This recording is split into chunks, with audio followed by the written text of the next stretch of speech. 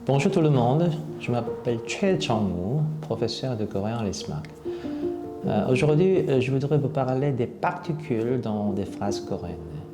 Je vais vous donner un autre exemple en utilisant les pronoms. Comment on dit je et me en coréen? Il y a d'abord le mot ou le prototype 저 qui veut dire juste le moi, ce concept. Donc, je comme sujet, c'est 저는.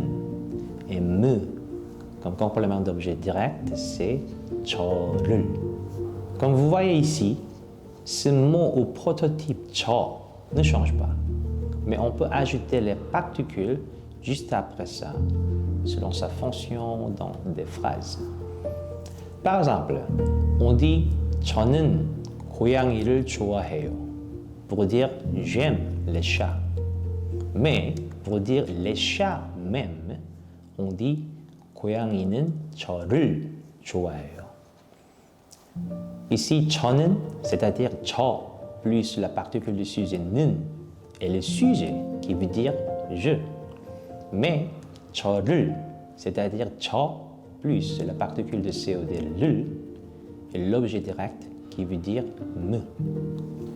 C'est pour cela qu'on appelle les langues comme le français ou l'anglais la langue flexionnelle et les langues comme le coréen et le japonais la langue agglutinante. Parce que en français ou en anglais, on change la forme des mots mêmes selon leur propre fonction dans des phrases. Par exemple, je ou I en anglais fonctionne toujours comme sujet et me ou me en anglais fonctionne comme COD. C'est flexionnel et flexible comme ça. Mais en coréen, il faut toujours ajouter les particules juste après les mots pour décider et exprimer leur propre fonction dans des phrases. Par exemple, 저 qui veut dire le moi ne change pas. Mais on dit 저는 pour dire je et 저를 pour dire me. Et c'est pour ça qu'on appelle le coréen la langue agglutinante. Cette différence n'est pas juste une différence linguistique, mais aussi une différence de la structure des pensées.